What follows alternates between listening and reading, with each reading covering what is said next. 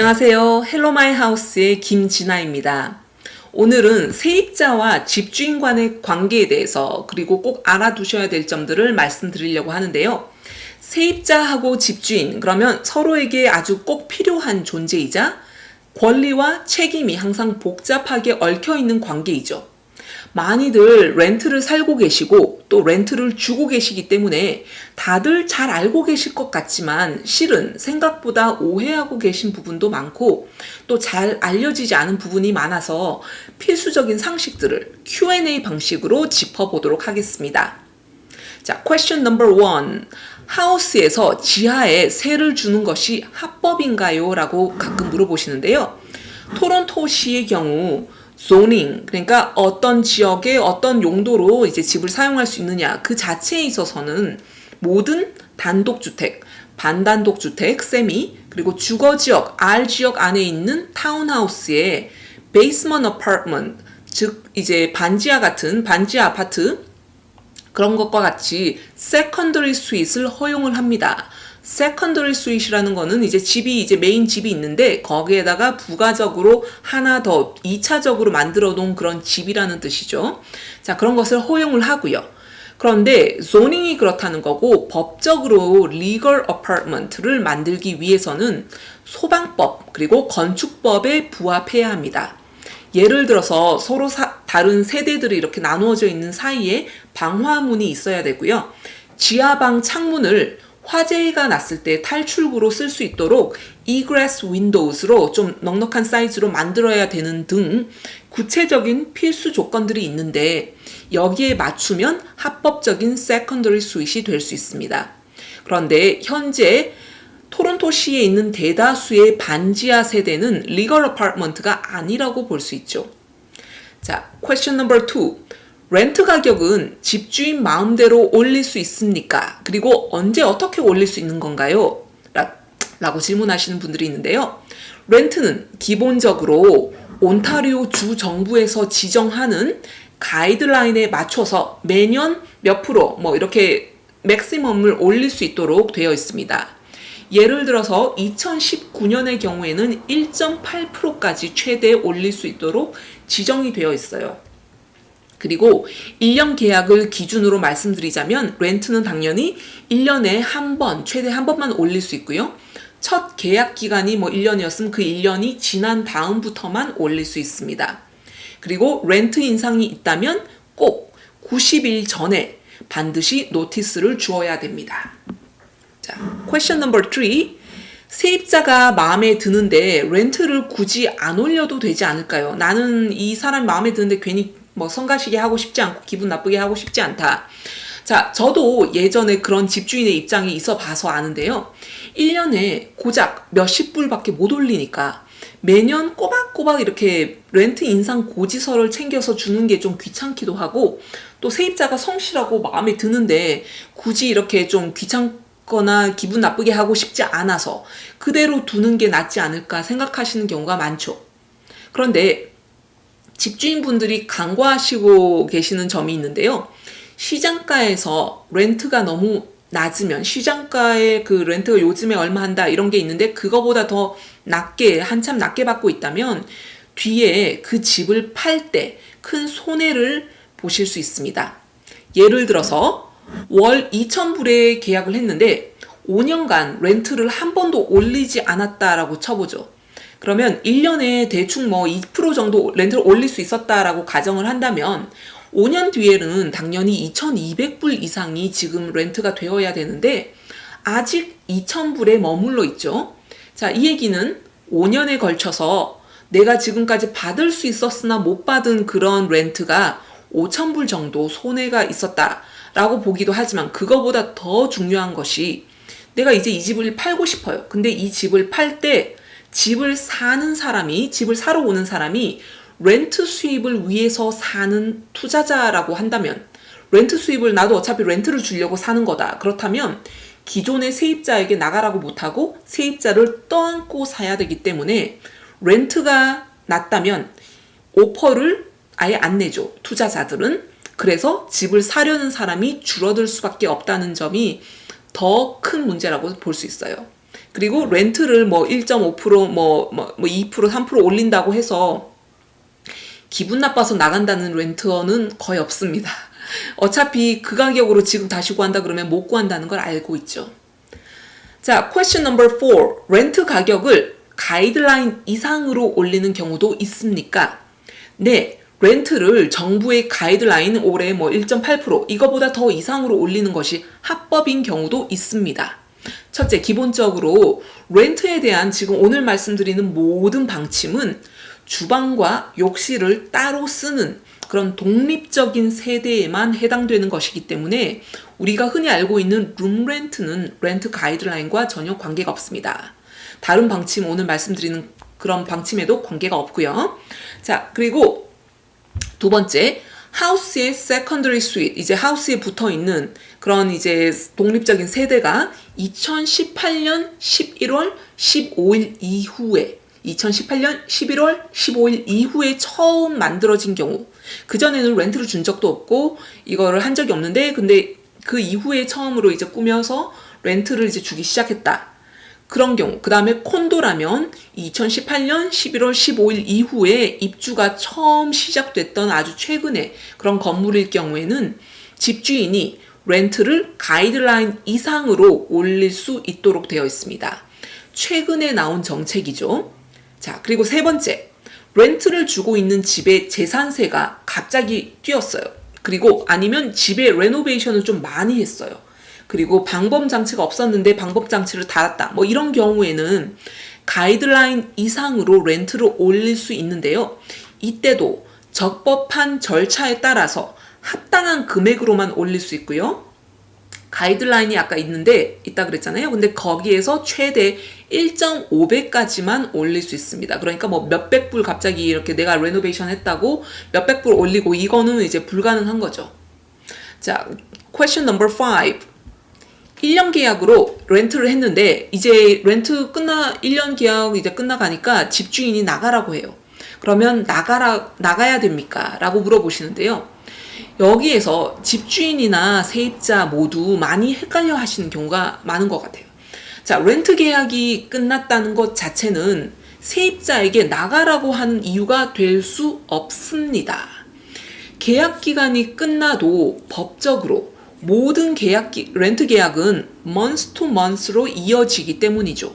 즉, 다달이 아무 말 안 해도 한 달씩 계약이 연장이 자동으로 갱신되고 있는 것이죠. 물론 계약 기간이 끝남과 동시에 세입자에게 나가라고 할 수 있는 특수한 경우도 있습니다. 예를 들어서 상습적으로 렌트를 항상 늦게 냈다거나 이웃 거주자들에게 민폐를 끼쳐서 손해가 발생했다거나 하면 계약 기간 종료와 동시에 계약 연장이 불가능할 수 있습니다. 자, question number 6. 이제 1년 계약이 끝나고 집주인이 리뉴얼을 원해요. 그래서 그러면 해야 되는 겁니까? 리뉴얼은 이제 갱신이죠. 그래서 계약 갱신을 말하는데요. 앞서 말씀드린 대로 보통 1년 계약이 끝났다. 그러면 대부분의 경우 자동으로 month to month 베이스로 렌트 계약이 연장이 되게 되어 있습니다. 그런데 집주인이 리뉴얼 서류를 보내면서 아니면 아파트에서 리뉴얼 서류를 보내면서 사인을 하라 그렇게 얘기하면 세입자에게는 여기에 사인을 하거나 말거나 할 옵션이 있습니다. 사인을 해서 1년을 더 연장을 했다면 앞으로 또 1년 동안 세입자가 다른 이유 없이 그 기간을 채워서 살아야 되는 의무가 생기고요. 집주인도 마찬가지로 이 계약된 기간만큼은 세입자를 데리고 있어야 되는 거죠. 기본적으로 양자 모두에게 굳이 리뉴얼을 할 필요는 없습니다. 그렇지만 기간을 1년 더 이렇게 정해두는 것이 서로 마음이 편하다면 쌍방의 동의하에 할 수 있습니다. 자, question number 7. 집주인이 세입자에게 나가라고 할 수 있는 그런 합법적인 이유는 어떤 것인가요? 물론 렌트를 안 냈다던가 집에서 문제를 일으켰다든지 그러면 퇴거를 당할 수 있죠. 그런데 그런 이유가 아니고 세입자에게 문제가 전혀 없어. 아무 문제가 없는 경우에도 집을 비워줘야 하는 데는 크게 세 가지의 이유가 있습니다. 첫째, 집 주인이나 그 가족이 들어와서 산다고 하는 경우 60일 노티스를 주고 집을 비워달라고 할 수 있죠. 그런데 이때 가족이라 그러면 뭐 조카, 형제, 자매 이런 거 안 되고요. 직계 가족에만 해당이 되고 같은 건물에 집주인 가족이 이미 살고 있는데 이 가족을 돌봐줄 간병인이 지금 같은 건물 안에 살아야 된다. 그렇게 할 경우에도 집을 비워달라고 할 수 있습니다. 자, 둘째, 집을 팔았는데 집을 구매한 사람이나 그 직계 가족이 집에 직접 들어와서 산다. 그렇게 얘기하면 마찬가지로 집을 비워달라고 할 수 있고요. 셋째, 집을 아예 더 이상 렌트를 안 주겠다. 내가 더 안 주고 그냥 다른 용도로 이제 바꾸겠다. 아니면 완전히 부수고 우리는 재건축을 하겠다. 또는 아주 크게 레노베이션을 해서 공사 때문에 집을 비워야만 하는 경우가 있다. 그런 경우에도 비워달라고 할 수 있죠. 다만 집수리의 경우, 레노베이션을 했을 경우에는 세입자가 원하면 다시 같은 렌트 가격으로 세입자를 받아줘야 되는 의무가 있기 때문에 이 이유를 악용해서 나가라고 할 수는 없습니다. 자, question number 8. 집 주인이 가족이 그래서 들어와서 산다 그러면 60일 노티스 주고 그러면 나가야 되나요? 자, 이 점이 최근에 바뀐 부분인데요. 집 주인이나 직계 가족이 들어와서 산다고 할 경우에 60일 노티스를 주고 집을 이제 비워줘야 되는 건 맞지만 집 주인이 세입자에게, 멀쩡한 세입자에게 피해를 끼친 게 맞기 때문에 한 달치 렌트 금액을 변상을 해주거나 아니면 세입자가 비슷한 조건에 수락할 만한 다른 집을 구해줘야 됩니다. 자, 그래서 세입자분 이제 집주인이 우리 가족이 들어와야 되니까 우리 아들이 들어와야 되니까 나가라 이렇게 얘기를 할 경우에 절대 그대로 나가시면 안 되고요. 돈 꼭 받고 나가셔야 됩니다. 그리고 집주인들이 이 핑계를 대가지고 세입자를 나가게 했어요. 그런데 요즘에 렌트가 많이 올랐으니까 이제 나가게 한 다음에 좀 높은 가격으로 다시 이렇게 세를 주고 그런 경우가 가끔 있는데요. 그런 경우에는 개인의 경우에는 최대 25,000불, 코퍼레이션의 경우에는 최대 10만 불까지 벌금을 물 수 있습니다. 그래서 시스템을 악용하는 것은 절대 좋은 생각이 아니라고 할 수 있습니다. Question number 9. 디파짓은 얼마를 해야 되나요? 그리고 집을 처음 계약했을 때 줬던 마지막 달 디파짓은 12번째 달 렌트로 쓰는 거 아닌가요? 라고 물어보시는 경우가 있어요. 자, 집주인이 합법적으로 요구할 수 있는 내라고 하는 디파짓은 마지막 달 한 달치입니다.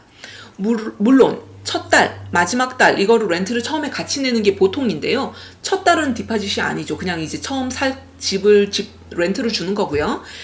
디파짓은 엄밀히 얘기해서 한 달치가 합법입니다. 그런데 신규 이민자, 수입이 없는 학생 이런 경우에는 렌트 구하기가 어렵잖아요. 그래서 세입자들이 자진해서 자신이 그냥 주겠다 해가지고 voluntarily 추가로 디파짓을 하겠다. 6개월치를 주겠다. 1년치를 주겠다. 이렇게 한다면 집주인이 이를 받아들일 수는 있습니다. 요청은 못하지만 받을 수는 있어요. 그리고 기본적으로 한 달치, 마지막 달 디파짓도 많이들 헷갈려 하시는데 마지막 달 디파짓은 말 그대로 항상 진짜 마지막 달로 남겨둬야 됩니다. 예를 들어서 작년 9월 1일에 렌트를 시작했다. 그런데 처음에 그때 첫 달 마지막 달 렌트비를 주고 또 이제 10달이 비니까 그거를 수표를 10장 먼저 줬다. 이런 상태라면 딱 1년만 사는 것이 아닌 이상 올해 7월 1일자 렌트가 지금 체크가 마지막 체크로 준 거거든요. 그래서 8월 1일부터 다시 체크를 줘야 됩니다. 처음에 준 마지막 달 디파짓은 다시 말씀드리지만 이사 나가기 직전에 정말 마지막 달에 쓰이게 됩니다. 자, question number 10. 강아지나 고양이가 있으면 렌트를 구하기 힘든가요? 자, 펫이 있을 경우 집 주인은 그 이유로 세입자를 거부할 수 있어요. 합법적으로. 그런데 문제는 처음에는 펫이 없다고 한 거예요. 그런데 뒤에 가서 보니까 펫이 있어. 중간에 들여왔을 수도 있고 아니면 처음부터 있었는데 거짓말 했을 수도 있죠. 그런데 그 이후로 퇴거를 시킬 수가 없어요. 그런데 예외는 항상 있습니다. 퇴거는 원래 안 되는데 콘도 건물 자체가 콘도인데 콘도 건물 자체가 펫을 허용하지 않는다. 그러면 이제 나가야 돼요. 그리고 펫이 이웃들에게 소음 막 짖어요. 그 다음에 아니면 알레르기 반응을 일으킨다. 아니면 상해를 입혔다. 이런 문제를 일으킨 경우 또는 종 자체가 아주 위험한 그런 개로 알려진 경우 그런 경우에는 펫을 이유로 세입자를 퇴거시킬 수 있습니다. 그리고 펫이 있다고 처음부터 얘기를 하면 간혹 집주인이 그러면 우리 집 좀 험하게 쓸 수 있으니까 데미지 디파짓을 달라라고 요구를 하시는 경우가 꽤 많아요. 근데 그거는 요구는 불법입니다. 그러나 세입자가 자진해서 데미지 디파짓을 줄게요. 그러니까 우리 좀 뽑아주세요. 그러면 받을 수는 있습니다. 자, question number 11. 흡연에 대한 규정이 있습니까? 흡연 자체가 불법은 아니에요. 그런데 보통 모든 집주인들은 계약서 상에 금연, no smoking을 요구하기 때문에 금연 규정을 어길 경우에는 계약 연장이 어려울 수 있습니다. 그리고 콘도 건물, 자주 일어나는 일인데요. 발코니에서 담배를 피우고 던졌다, 아래로 던졌다든지 아니면 야외에서 불이 날 정도로 이렇게 담배 꽁초 관리를 잘 못했다든지 그런 경우에는 화재 위험이 있고 아니면 민폐를 일으켰기 때문에 계약 종료의 이유가 될 수 있습니다. 자, question number 12. 가전제품이 고장나면 누가 고쳐야 됩니까? 집주인이 고치거나 교체하는 게 정상이죠. 다만 세입자의 사용 부주의로 일어난 일일 경우에는 수리나 교체 비용을 세입자가 부담을 해야 할 수도 있습니다. 간혹 계약서상에 수리비 가운데 첫 50불 얼마든지 그거는 세입자가 부담한다 이런 조항이 들어가 있는 경우가 많아요. 예를 들어서 세탁기가 고장이 났는데 700불 중에서 교체를 하는 700불 중에서 50불을 이제 세입자가 내라 이런 경우가 있는데 그렇게 계약이 이미 됐으면 어쩔 수 없을지 모르겠지만 사실 이렇게 요청하는 거는 집주인이 이렇게 내라라고 하는 거는 불법입니다. 그래서 가전제품이 항상 잘 작동되도록 하는 거는 집주인의 책임이죠. Question number 13, 13번째. 이사를 나갈 때 벽이나 바닥에 흠이 좀 생기면 변상을 해줘야 됩니까? 라고 물으시는데요. 정상적인 마모, 즉 normal wear and tear, normal wear and tear는 집 주인이 세입자에게 법적으로 변상을 요구할 수 있는 부분이 아니에요. 벽이나 바닥에 문짝, 문틀, 가전제품 표면 이런 데 흠이 좀 생기고 아니면 그림을 좀 걸어놔가지고 못자국이 좀 생기고 이런 거는 사람이 들어가서 살다 보면 당연히 생기는 그런 자연스러운 일이죠. 집이 완전 깨끗할 수는 없어요. 그죠? 그런데 세입자의 실수로 벽에 큰 구멍이 생겼다든지 아니면 뭐가 파손이 됐다. 그런 거는 세입자의 책임이 맞기 때문에 변상을 세입자가 하는 것이 맞습니다. 자, question number 14. 토론토에서 집을 사서 렌트를 주면 돈을 법니까? 아니 이걸 아예 안 물어보고 돈을 당연히 벌 거라고 생각하시는 분들이 꽤 많이 있어요. 그런데 일반적으로는 그렇지 않습니다. 아주 예전에 아주 수년 전에 집을 싸게 샀거나 아니면 최근에 샀지만 다운페이를 정말 많이 해서 모기지가 아주 적다. 그렇지 않은 경우에 토론토의 캐시플로우는 보통 마이너스입니다.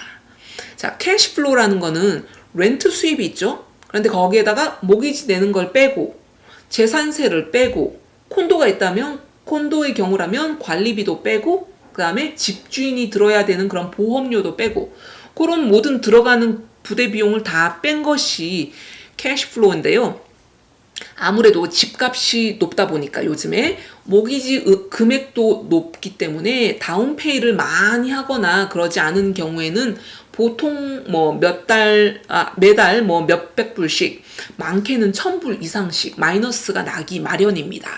저도 그렇게 많이 출혈이 있었어요, 옛날에.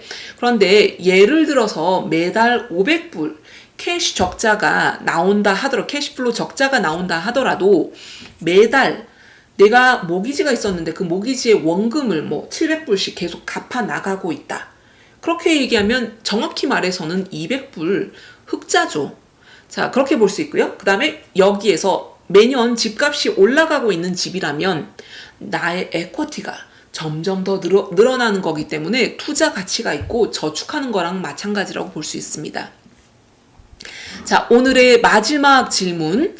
렌트 수입을 벌려면 그러면 좋은 집은 따로 있나요? 어떤 게 좋은 건가요? 라고 물어보시는데요. 토론토의 경우에 하우스, 단독주택이나 이런 경우에는 이제 집값이 많이 비싸기 때문에, 콘도에 비해서 비싸기 때문에 렌트가 아무리 잘 받는다 하더라도 렌트에 비해, 콘도에 비해서 렌트가 좋은 편이 아닙니다. 그래서 렌트 하려면 콘도가 아무래도 더 유리하고요. 그 다음에 관리하기에도 더 수월한 편입니다. 그런데 관리비가 가끔 너무 비싼 콘도라면 피하는 것이 좋고요. 그런데 집 가격이랑 렌트가 뭐 예를 들어서 내가 뭐 50만 불짜리 집을 산 거랑 뭐 70만 불짜리 집을 산 거랑 항상 렌트가 거기에 가격선에 비례해서 높은 게 아니에요. 그래서 렌트 수입이 목적이라면, 그러면 외곽으로 가면 갈수록 캐시플로우가 더 나아진다라고 볼 수 있습니다. 예를 들어서 토론토 다운타운보다는 놀스역이 좀 낫고, 놀스역 뭐 연길보다는 뭐 돈밀스 쪽이 낫고, 거기보다는 또 뭐 스카버로 타운센터가 낫고, 아니면 뭐 에토비코 쪽이 더 낫고, 내지는 미시사가나 뭐 이런 약간 외곽으로 가면 갈수록 내가 들인 돈에 비해서 렌트는 더 높은 편입니다. 그런데 그거보다도 제일 좋은 거는, 렌트 수입이 가장 좋은 거는 사실 토론토 밖에 워털루, 킹스턴, 런던 이런 데 지금 유명 대학교들이 있잖아요. 그런데 이 유명 대학교 근처에 소도시죠. 소도시에 학생 대상의 집들이 굉장히 수익성이 좋습니다. 그래서 헬로 마이 하우스의 웹사이트나 페이스북 페이지에 가시면 제가 항상 콘도를 몇 가지 좀 좋은 게 있으면 항상 소개를 시켜드리고 있으니까 참고하시기 바라고요. 부동산 투자에서는 항상 캐시플로우, 이제 매달 얼마씩 남는지 들어가는지, 그 다음에 appreciation, 그 다음에 미래의 가격이 얼마나 더 올라갈 것인지, 그거를 항상 양대 산맥으로 보셔야 되고 같이 항상 고려를 하셔야 되는데, 그 이유는 미래의 가격 상승만 보고 집값이 올라갈 거니까 여기 하나 사놔야 되겠다 이래가지고 집을 샀다가 뭐 렌트를 주면 오래 버티지 못하고 매달 들어가는 돈 때문에, 캐시플로우 적자 때문에 언젠가는 내가 원치 않는데 팔아야 되는 그런 상황이 올 수 있기 때문이죠. 물론 다운페이를 많이 하시는 경우에는 또 집값도 좋고 캐시플로우도 좋고 집값 상승도 좋고, 자 그런 식으로 둘 다 두 개 다 이제 목적을 달성을 하실 수 있어요. 그런데 자세한 거는 개개인의 예산, 내가 얼마 정도까지 모기지가 나오고 다운페이가 얼마 정도를 할 수 있다. 그리고 내가 장기적으로 내가 뭐 한 3년, 5년 뒤에 큰 돈을 좀 더 벌어가지고 그게 목적인지, 아니면 한 10년, 20년 더 오랫동안 천천히 그냥 렌트를 주면서 안정적으로 투자를 하고 싶으신지, 그런 목적에 따라서 다르기 때문에 개별적으로 연락을 주시면 최선의 솔루션을 상담을 해드리도록 하겠습니다. 자, 지금까지 정보를 드리는 리얼터 김진아였습니다. 오늘 영상이 마음에 드셨다면 좋아요와 구독하기 꼭 눌러주시기 바랍니다. 감사합니다.